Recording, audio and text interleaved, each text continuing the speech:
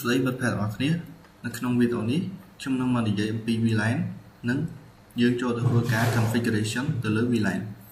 អញ្ចឹងបើសិនជាយើងយល់ដឹងអំពី LAN នៅក្នុងមេរៀន VLAN នេះយើងនឹងងាយស្រួលក្នុងការរៀនហើយនឹងអនុវត្តវាអញ្ចឹងជាដំបូងយើងគួរតែទៅសិក្សា LAN ជាមុនសិនប៉ុន្តែនៅក្នុងវីដេអូនេះគឺយើងនិយាយអំពី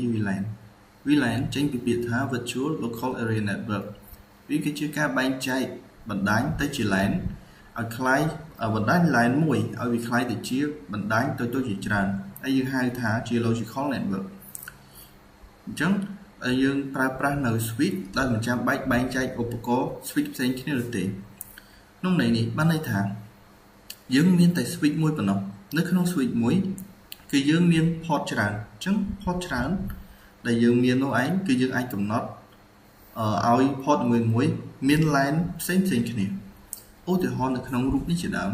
យើងមាន switch 1តំណាងឲ្យ SW1 នេះតំណាងឲ្យ switch 1នៅក្នុង SW1 នេះគឺយើងមានកុំព្យូទ័រ2ដែលភ្ជាប់ទៅហើយមាននៅក្នុង LAN 10ហើយក៏មានកុំព្យូទ័រមួយទៀតគឺកុំព្យូទ័រ B1 នេះគឺស្ថិតនៅក្នុង LAN 20 VLAN 20ហើយ C1 នេះគឺនៅក្នុង VLAN 30អញ្ចឹងយើងមាន switch តែមួយទេប៉ុន្តែយើងអាចកំណត់បានជាVLAN ជាច្រើនដែលយើងហៅថា logical network អញ្ចឹងហេតុអ្វីបានជាយើងត្រូវការ VLAN គឺយើងត្រូវការ VLAN ដើម្បីបង្កើននៅ security គឺការបែងចែកអ្នកប្រើប្រាស់ឲ្យទៅជាក្រុមដោយមិនឲ្យអ្នកក្នុង VLAN មួយអាចចូលទៅកាន់ VLAN មួយទៀតដោយសេរីបាននោះទេគឺកាត់បន្ថយការវាយប្រហារនៃការចូលប្រើប្រាស់បណ្ដាញដោយគ្មានការអនុញ្ញាតមួយទៀតគឺបង្កើនប្រសិទ្ធភាពបណ្ដាញ performance គឺកាត់បន្ថយនៅ broadcast traffic ធ្វើឲ្យ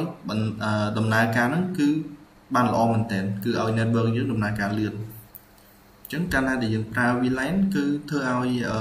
network ប្រព័ន្ធ network យើងគឺដើរលឿនមែនទែនគឺដោយសារតែវាកាត់បន្ថយនៅ broadcast traffic មួយទៀតគឺងាយស្រួលក្នុងការគ្រប់គ្រងអញ្ចឹងយើងអាចដាក់ policy ទៅតាម VLAN នីមួយៗឧទាហរណ៍ជាក់ស្ដែងនៅក្នុងក្រុមហ៊ុនមួយគឺតែងតែមាន department ច្រើនឧទាហរណ៍ IT department HR department ឬក៏មាន department ជាច្រើនទៀតដូចជា account department accountant department ជាដើមអញ្ចឹងយើងអាចចែក department មួយឲ្យនៅក្នុង VLAN ផ្សេងគ្នាឧទាហរណ៍ថាstaff ដែលគាត់ធ្វើការនៅក្នុង HR department គាត់ចង់ទៅធ្វើការ access ទៅប្រើប្រាស់ software ឬក៏ឯកសារផ្សេងនៅលើ IT department គឺគាត់អាចចូលទៅ access បានទេដោយសារតែយើងកំណត់ VLAN ជាក់លាក់ផ្សេងគ្នាហើយអញ្ចឹងគឺមានការបែងចែកទៅតាមអង្គភាពគឺបែងចែកទៅតាម department ឬក៏ function ស្របតាមគោលការណ៍នៅក្នុងអង្គភាពមួយទៀតគឺ control រចនាសម្ព័ន្ធបណ្ដាញបានន័យថា network design គឺយើងអាចបង្កើតនៅ guest network internet only បង្កើតនៅ server VLAN manage VLAN ឬក៏ user VLAN អញ្ចឹង VLAN នេះគឺជារចនាសម្ព័ន្ធដែលគេបង្កើតមកនៅក្នុងប្រព័ន្ធ network ដែលមានផលប្រយោជន៍ដូចបានលើកឡើងខាងលើបន្ទាប់ពីយើងបានយល់អំពី VLAN ហើយនឹងអត្ថប្រយោជន៍របស់ VLAN យើងនឹងធ្វើការ configuration ទៅលើ VLAN តែម្ដងអញ្ចឹងឧទាហរណ៍ថាយើងមាននៅ switch 2មកដែល switch 2ហ្នឹងខ្ញុំកំណត់វាដែលយើងយកvào ខ្សែ OJ45 យើងទៅដោននៅលើ fast internet លេខ3ហើយខ្ញុំចូលមក switch មួយទៀតខ្ញុំឲ្យ fast internet លេខ3ដូចគ្នាអញ្ចឹងយើងមានខ្សែនេះគឺជាខ្សែចំកណ្ដាលរវាង VLAN ទាំងអស់ត្រូវឆ្លងកាត់លើខ្សែហ្នឹងបន្ទាប់មក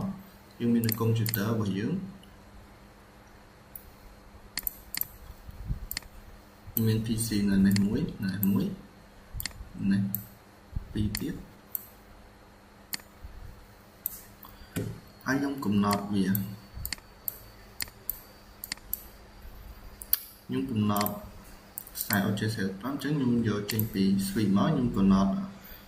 port លេខ1ខ្ញុំដោតមកកាន់កុំព្យូទ័រមួយនេះកុំព្យូទ័រលេខ0មួយទៀតគឺ port លេខ 2 ខ្ញុំដល់មកកាន់ computer លេខ 1 អញ្ចឹងយើងបានប្រើប្រាស់នៅ fast internet 0 ហើយនឹង fast internet 2 ហើយនឹង fast internet 3 អញ្ចឹងមួយ switch យើងប្រើ 3 port ហើយយើងភ្ជាប់ទៀតមក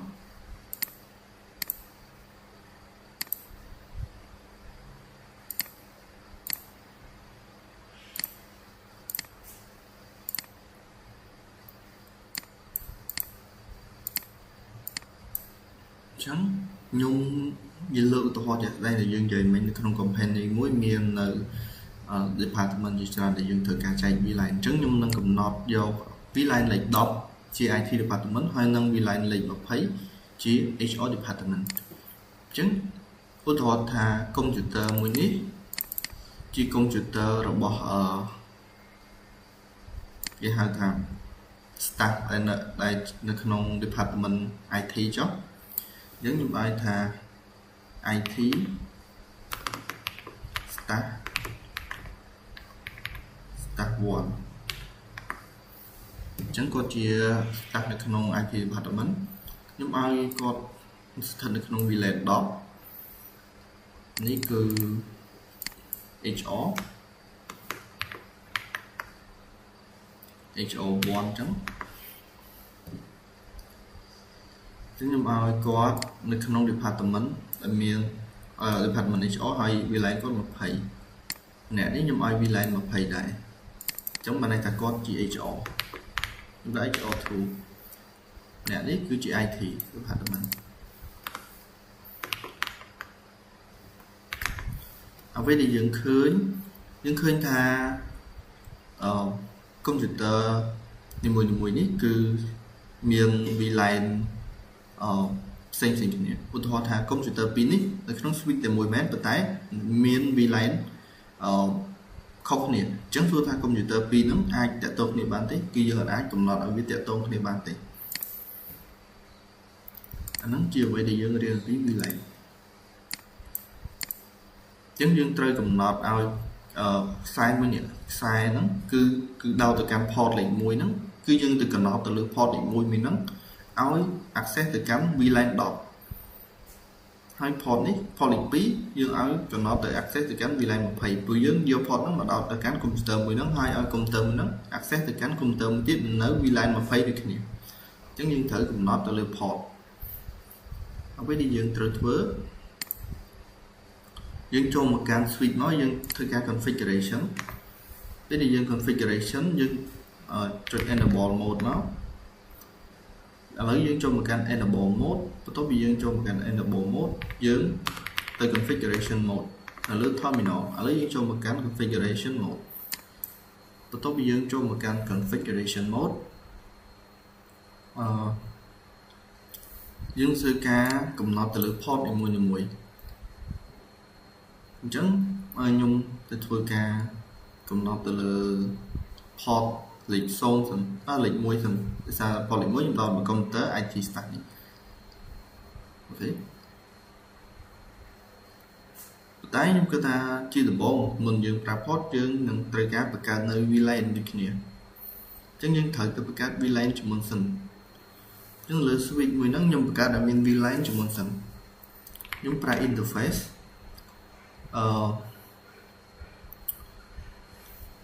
ខ្ញុំបង្កើត interface ហើយខ្ញុំរត់ដូចជា command បាទអញ្ចឹងឥឡូវខ្ញុំអត់ទាន់កំណត់ VLAN នេះខ្ញុំទៅកំណត់ឈ្មោះ switch សិនខ្ញុំមិនចង់បានឈ្មោះ switch អញ្ចឹងទេខ្ញុំកំណត់ថាវាឈ្មោះថា switch 1 ទៅខ្ញុំដាក់ថា SW 1ប៉ុន្តែយើងសេអញ្ចឹងគឺអត់ចាញ់ទេ error អញ្ចឹងយើងត្រូវកំណត់លើ hostname ខ្ញុំកំណត់ SW 1អញ្ចឹងយើងឃើញថា hostname យើង switch មួយហ្នឹងគឺទៅជា switch 1បន្ទាប់មកខ្ញុំកំណត់ interface ខ្ញុំកំណត់ឲ្យមាន VLAN មួយគឺ VLAN 10អញ្ចឹងយើងបង្កើត VLAN 10ហើយខ្ញុំឲ្យឈ្មោះវាថា IT dev ចុះ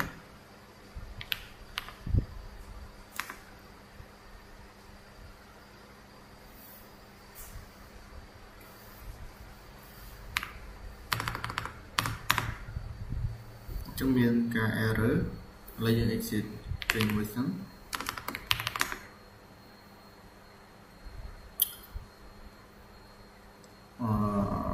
nhung năng cho tất cả interface VLAN đọc nó tôi thọ nó dương từ đọc description dương bài cái đọc này với dương đọc description dùng món description chúng ta thả chỉ IT dev đọc nó như cái exit dương try của mình muốn đủ show ra với đi dự bạn khởi dương bậc cả là interface VLAN đọc muối chẳng bên này cứ chỉ VLAN đọc và những hai mùi là description thá chỉ IT department đấy mà cầm nó tham VLAN đọc chỉ IT department nhưng năng từ bậc cả tới VLAN bị tiệt chẳng interface VLAN mà hay chụp của VLAN mà thấy nhưng còn nó description chia HR department nhưng còn nó HR dev department nhúc exit dương show configuration trước video show ra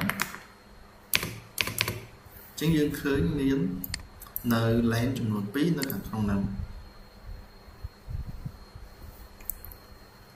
chẳng như cái nó từ là LAN rồi hỏi nơi là switch mới nó như cái nó là switch kiện nó trong đó dùng nó bỏ như thời điểm kia đấy bắt đầu nó dùng cho được configuration mode change hosting chúng ta thả switch tool attribute tool tổ bị ban nắng nhung từ việc cả VLAN nó cả VLAN đó mùi năng description okay something went wrong here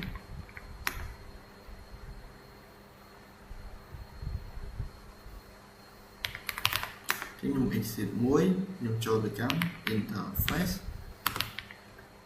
VLAN đó nhung cannot description incomplete command và dùm em cái lại là khó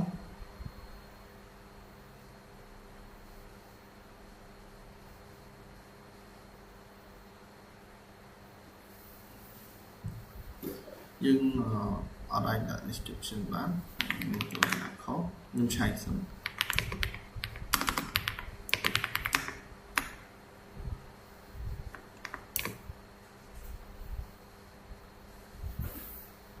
ý cần nọt VLAN đọc hay chính những cần nọt VLAN đọc hay nhưng cho được em VLAN đọc nó trong như cần nọt description là viết chia IT đẹp to máu giữ xịt máu như cả nơi VLAN mới tiếp VLAN một thấy và tổng mới dùng exit sân máu tổng mới dùng cho được cao VLAN một thấy đồng vĩnh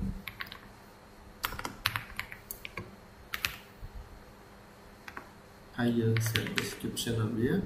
là thay HR đẹp department dương show configuration chẳng dương khơi thằng miền ở VLAN đọc nâng VLAN nó thấy tại VLAN đọc description chỉ IT department HR department là lớn VLAN nó thấy ở dương ban cần nó anh miền VLAN được rồi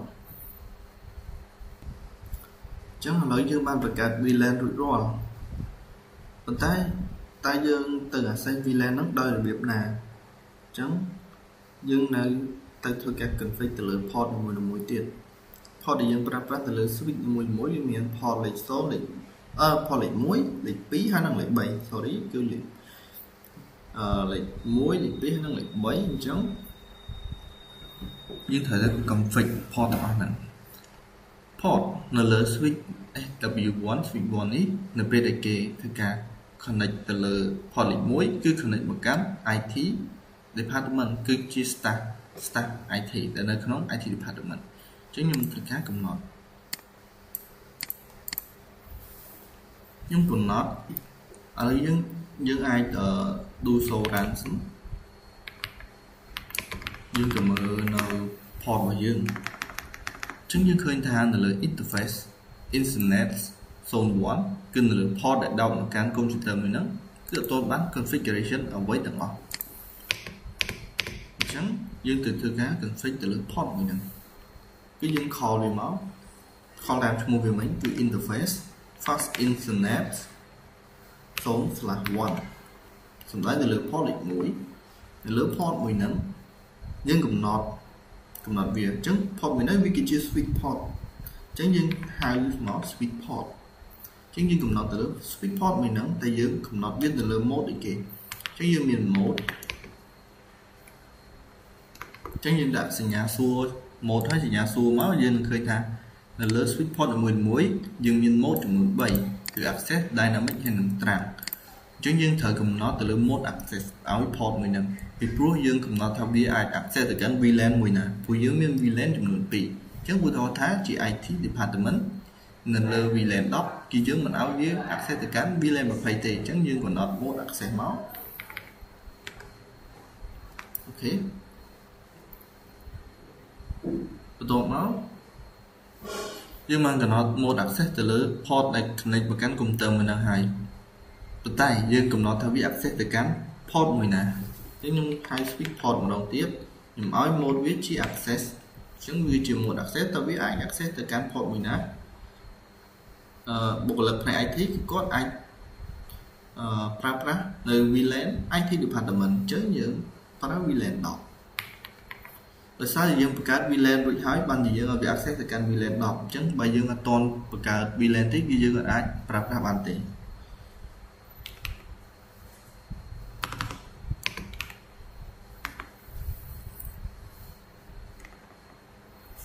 អញ្ចឹងយើងបានកំណត់រួចរាល់ហើយយើងក៏អាចកំណត់នៅ description ផងដែរ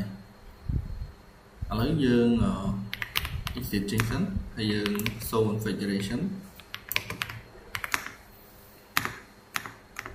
យើងឃើញថា internet/1 នេះមិនអត់ទាន់មានអីតែឥឡូវយើងបានកំណត់វាឲ្យជា mode access ហើយ access ទៅកាន់ VLAN 10រួចរាល់យើងក៏អាច add description ផងដែរថា port មួយហ្នឹង connect ទៅណាគឺ connect ទៅកាន់ IT staff អញ្ចឹងយើងអាចកំណត់វាមក interface fast internet zone/1 យើងកំណត់ description ឲ្យវា description គឺយើងកំណត់ខ្ញុំថា connect IT បាទ connect IT ចឹងហ្មងទៅយើងទៅមើលការ config របស់យើងវិញអញ្ចឹងយើងឃើញថា description វាគឺ port មួយហ្នឹងគឺ connect ទៅកាន់ IT ឥឡូវយើងធ្វើចប់នៅលើ port ទី1ប៉ុន្តែ port ទី2នេះយើងអត់ទាន់កំណត់ទេអញ្ចឹងយើងទៅកំណត់ port ទី2ដូចគ្នា interface fast internet zone/2 យើងកំណត់អីគេគឺយើងកំណត់ទៅលើ switch port យើងឲ្យ mode វា access ដូចគ្នាបន្ទាប់មក switch port យើងឲ្យវា access ទៅកាន់ VLAN លេខ20ពីព្រោះយើងកំណត់ port មួយហ្នឹងគឺ connect មកកាន់ HR computer នេះអញ្ចឹងយើងឲ្យ access ទៅកាន់ VLAN 20ដែលជា HR department យើង set description ក៏បានអត់ក៏បានអញ្ចឹងយើង set ទៅដើម្បីចំណាំខ្លួនឯងអញ្ចឹងកុំឲ្យយូរយើងទៅ config ទៅលើ switch មួយទៀត switch មួយនេះម្ដងយើងធ្វើដូចគ្នា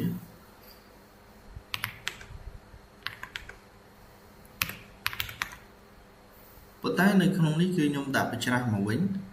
បើនេះគឺ port លេខ1គឺខ្ញុំកំណត់ HR វិញដោយពីមុនយើងកំណត់ port លេខ1មក IT តែនៅកន្លែងនេះខ្ញុំកំណត់ច្រើន អីទេឲ្យយើងកំណត់ត្រូវអញ្ចឹងខ្ញុំកំណត់ port លេខ 1 ខ្ញុំឲ្យ switch port វា access អត់ទេយើងកំណត់ mode access enter បន្ទាប់មកឲ្យ switch mode access ហ្នឹងទៅកាន់ VLAN លេខ 20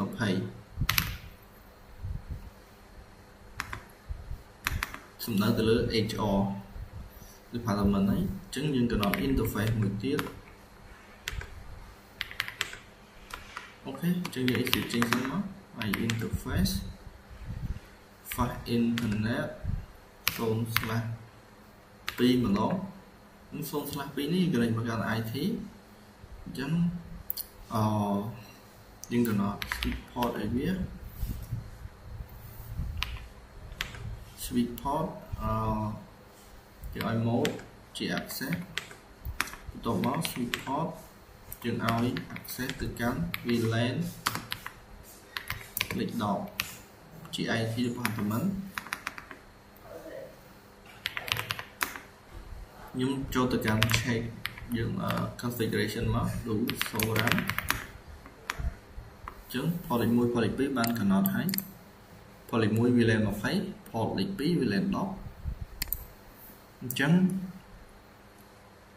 យើងបានកំណត់ VLAN ទៅឲ្យ port មួយដើម្បីឲ្យ computer នៅ IT នៅ port នៅ switch មួយនេះនៅក្នុង switch មួយហ្នឹងនៅកន្លែងហ្នឹងអាចទៅស្គាល់ជាមួយនឹង computer មួយទៀតដែលជា computer នៅក្នុង IT department ដូចគ្នាយើង check មើលយើងប្រកាសទៅ ping តើអញ្ចឹងយើង ping មើលសិនយើងប្រើ command មកយើងទៅការ ping ប៉ុន្តែខ្ញុំ check សិន IP config យើងអត់មាន IP ទេអញ្ចឹងយើងអត់អាចទៅតាក់ទង computer ផ្សេងនៅក្នុងប្រព័ន្ធ network យើងដឹងស្រាប់ហើយគឺតើតើមាន IP ស្គាល់ទេតាម IP អញ្ចឹងយើងកំណត់ IP សិនអញ្ចឹងយើងកំណត់ IP 192.168.10.1 ចុះមកខាងកន្លែងនេះមក 192.168.10.1 ចុចនៅកន្លែងនេះមួយវាចេញ subnet mask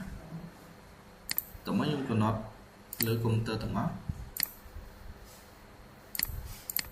computer មួយនេះ 192.168.20.1 យើងកំណត់លើ computer មួយទៀត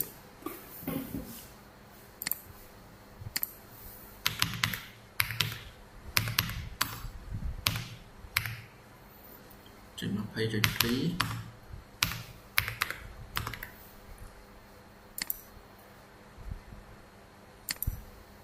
10.2 តោ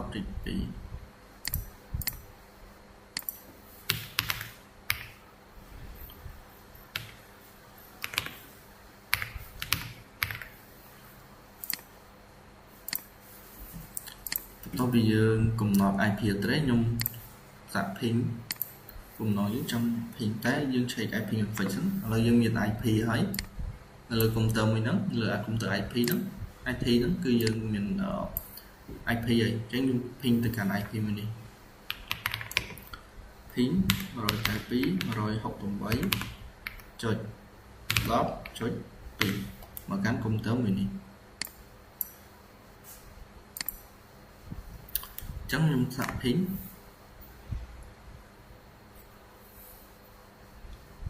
ឃើញថាយើង ping អត់ស្គាល់ទេមូលហេតុថាអីបាននៅក្នុងប្រព័ន្ធ network តែមួយហើយមាន IP មាន IP ដូចគ្នាក្នុង range តែមួយហើយហេតុអីបានជា ping អត់ស្គាល់ហើយខ្សែដែលដោតហ្នឹងគឺខ្សែដែលស្ថិតនេះ port ហ្នឹងគឺសុទ្ធតែកំណត់ VLAN ដូចគ្នាទៀត VLAN 10ដូចគ្នាហេតុអីបានអត់ស្គាល់អញ្ចឹងវាមានបញ្ហានៅខាងត្រង់ហ្នឹងនៅពេលដែលយើង send packet មកពី computer នេះ send message ពី computer នេះវានឹងធ្វើការរត់មកកាន់ switch បន្ទាប់មកវានឹងត្រូវឆ្លងកាត់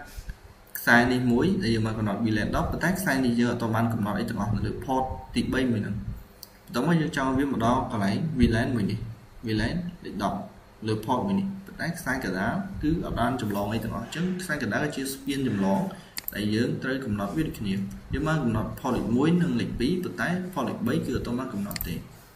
អញ្ចឹងយើងចូលមកកាន់កំណត់ port លេខ 3 យើងចេញទៅមកហើយយើងចូលទៅកាន់ interface fast internet port លេខ 3 នៅលើ port លេខ 3 គឺសំដៅទៅលើ port ដែលនៅចំកណ្ដាលមួយនេះអញ្ចឹង port នៅចំកណ្ដាលមួយហ្នឹងគឺវា allow ឲ្យធ្វើការពី VLAN ឆ្លងកាត់អញ្ចឹងមានទាំង VLAN 10 ហើយនិង VLAN 20អញ្ចឹងយើងត្រូវកំណត់ទៅលើ port មួយហ្នឹង port ផ្សេងៗយើងឲ្យវា access ទៅកាន់ VLAN របស់វារៀងៗខ្លួនប៉ុន្តែ port មួយនេះគឺជា port មួយដែលអាចហៅថា multi LAN នៅក្នុងហ្នឹងមក multi VLAN អញ្ចឹងយើងកំណត់វាលើ port មួយហ្នឹងយើងកំណត់ switch port គ្នាយើងកំណត់ mode ឲ្យវាអញ្ចឹងយើងឃើញថា mode យើងគឺមាន3 access គឺយើងប្រើនៅលើ port ដែលធ្វើការឆ្លងកាត់លើ VLAN មួយអញ្ចឹងដល់ពេលដែលប្រើ VLAN ឆ្លងកាត់ port តែមួយយើងធ្វើការប្រើ mode ត្រាំអញ្ចឹងយើងប្រើ mode ត្រាំឥឡូវយើងប្រើ mode ត្រាំយើងកំណត់លើ port មួយហ្នឹងតាម mode ត្រាំហ្នឹង allow ឲ្យ port ប៉ុន្មានឆ្លងកាត់អញ្ចឹងបើយើងអត់កំណត់ទេវានឹង allow ចំនួន 4000 VLAN ជាងប៉ុន្តែគោលនងយើងប្រើតែ2 VLAN ទេតើ IT department ហើយនិង HR department អញ្ចឹងយើងនឹងធ្វើការកំណត់ support យើងប្រើត្រាំយើង allow ឲ្យ VLAN ចំនួន2គឺ10ហើយនឹង20ខ្ញុំទៅ exit do show run យើង running នៅ configuration ដែលយើងបានធ្វើអញ្ចឹងនៅលើ port លេខ 3 យើងបានធ្វើហើយ allow mode ត្រាំហើយទៅលើ VLAN 10 និង 20អញ្ចឹងយើងទៅធ្វើនៅលើ switch មួយទៀតលើ switch នេះយើងទៅការ check មកយើងឃើញថា port លេខ 3 គឺអត់ទាន់បានកំណត់ទេអញ្ចឹងយើងទៅធ្វើដូចនៅលើ switch ទី 1 អញ្ចឹង interface fast internet 0/3 យើងធ្វើទៅលើ port លេខ 3 port លេខ 3 យើងធ្វើការកំណត់ switch port ជា mode ត្រាំបន្ទាប់មក switch port យើងកំណត់ mode ត្រាំហ្នឹងឲ្យវាធ្វើការ allow នៅ VLAN 10ហើយនិង20បន្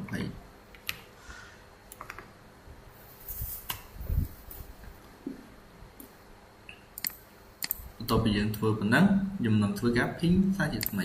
លើកុំព្យូទ័រmình សួរថាតើយើងអាច ping ពីកុំព្យូទ័រមួយនេះទៅកាន់កុំព្យូទ័រមួយនេះបានទេដែលនៅក្នុង IT department នឹងមាន VLAN ដូចគ្នា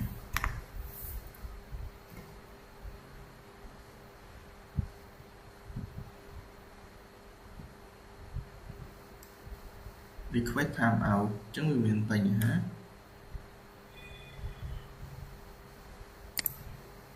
គឺវាអត់ទាន់ស្គាល់គ្នាទេទី packet មកដាក់ពីកុំព្យូទ័រនេះមកកាន់កុំព្យូទ័រនេះ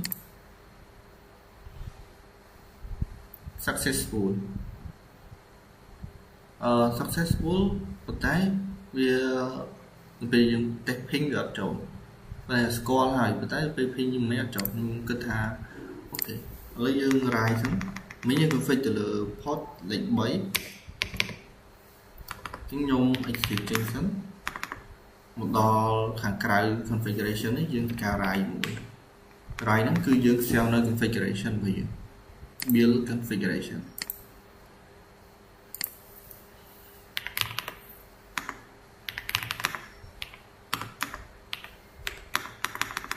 អញ្ចឹងមិញយើងធ្វើឲ្យដូចយើងអត់ save អញ្ចឹងវាអត់តន់ចាប់នៅអ្វីដែលយើង update ចុងក្រោយរបស់ហើយយើង save សិនហើយចាំយើងធ្វើមាន packet មួយដែលយើង send ពី IT មកកាន់ IT ហើយខ្ញុំមើលនៅលើ simulation នេះ អូខេអញ្ចឹងយើងមក send packet ពី IT start មួយនេះវានឹងធ្វើការឆ្លងកាត់ switch វារត់មកកាន់ switch មួយទៀតហើយចូលមកកាន់ IT department IT computer មួយទៀត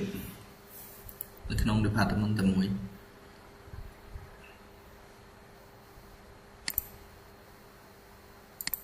អូខេឥឡូវខ្ញុំសាក send packet ពី IT ហើយចូលមកកាន់ HR ប៉ុន្តែនៅក្នុង switch តែមួយទេតែតើយើងអាច send បានឬក៏អត់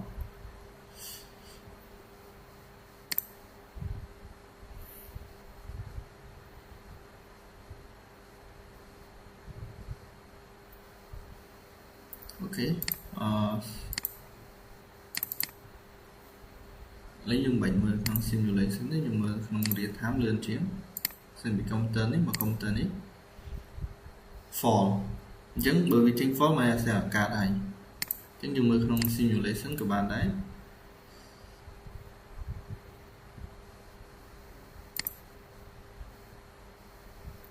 នេះយើងមើលនៅក្នុង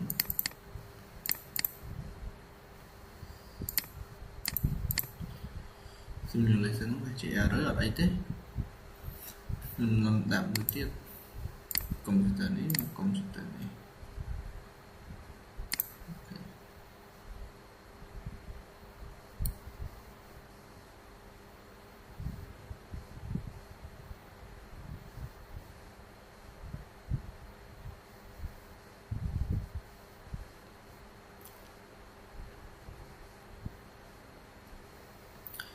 ចឹងវាចេញខ្វាយមែនន័យថាវាបរាជ័យក្នុងការ send ហើយវាអាច send ឆ្លងកាត់ទៅ VLAN លេខ20នឹងបានទេក្នុងនេះយើងមើល real time គឺ fall អូខេអញ្ចឹងយើងធ្វើ lab របស់យើងគឺជោគជ័យត្រឹមប៉ុណ្្នឹងហើយឥឡូវយើងតេស្តទៀត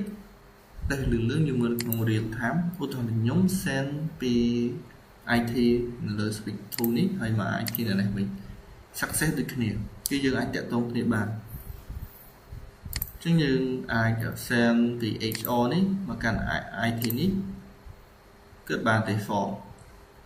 អញ្ចឹងយើង send ពី HR មកកាន់ HR បាន send packet ពី IT មកកាន់ HR នេះ fall គឺអត់បានអញ្ចឹងគឺយើងបានធ្វើជោគជ័យហើយយើងកំណត់ VLAN ដូចរាល់អញ្ចឹងអា VLAN កណ្ដាលនេះគឺយើងធ្វើការ allow VLAN 10ហើយនឹង20អញ្ចឹងវាគឺជាផ្លូវមួយដែលភ្ជាប់ VLAN ឲ្យឆ្លងកាត់បាននៅកន្លែងហ្នឹង